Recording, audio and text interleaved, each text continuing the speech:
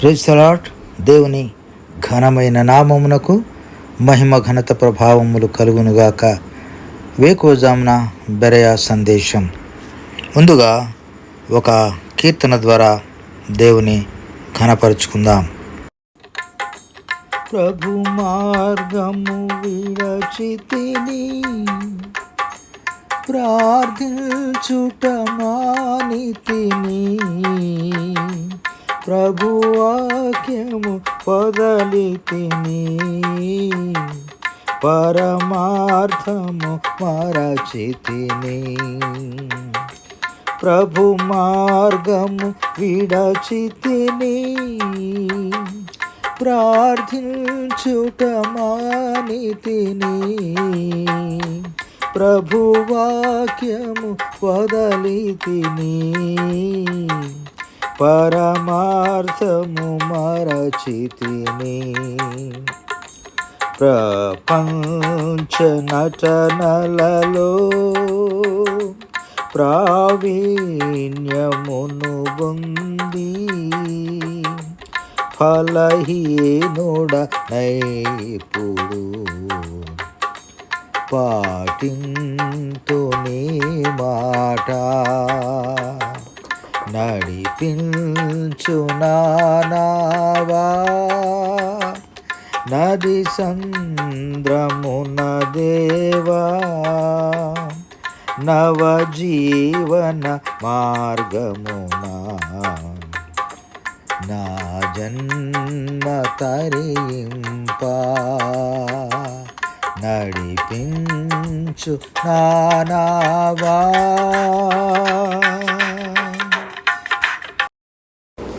ఈనాటి దేవుని వాగ్దానపు వాక్యాన్ని చదువుకుందాము.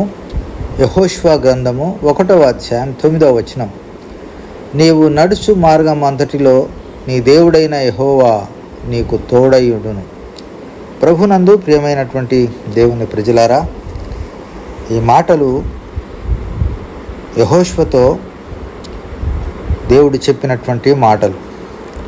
మోషే మృతి ఒక నాయకత్వ శూన్యతను సృష్టించింది. మోషే సార్థకనామం యెహోవా సేవకుడు అని. అతని మరణము దగ్గర మొదటిసారి ఈ మాటను అన్వయిస్తూ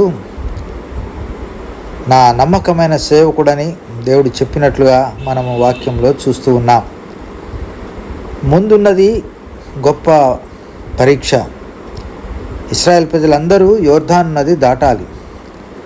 దాటుటకు సిద్ధపరచమని దేవుడు యెహోషువకు ఆజ్ఞాపించాడు. కనుక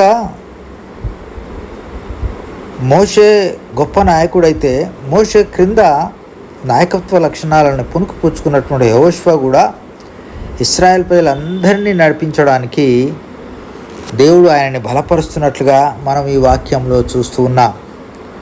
నీవు నడుచు మార్గం అంతటిలో నీ దేవుడైన యెహోవా నీకు తోడై ఉంటాడు అనేటువంటి విషయాన్ని దేవుడు యెహోషువకు తెలియజేస్తూ వచ్చాడు. కనుక యెహోషువని దేవుడు బలపరిచాడు. అదేవిధంగా ఆయన సమస్త ఇశ్రాయేల్ ప్రజలందరినీ యోర్దాను నది దాటించాడు. ఆ తర్వాత ఎన్నో విజయాలని యెహోషువ ఇశ్రాయేల్ ప్రజలకు అందించాడు. యుద్ధ నేర్పరి అయిన యెహోషువ అనేక రాజులతో యుద్ధం చేసి వారిని ఓడగొట్టి ఇస్తున్నటువంటి వాగ్దత్త దేశంను అందరికీ పంచివ్వడానికి ప్రభు అతన్ని బలపరిచాడు.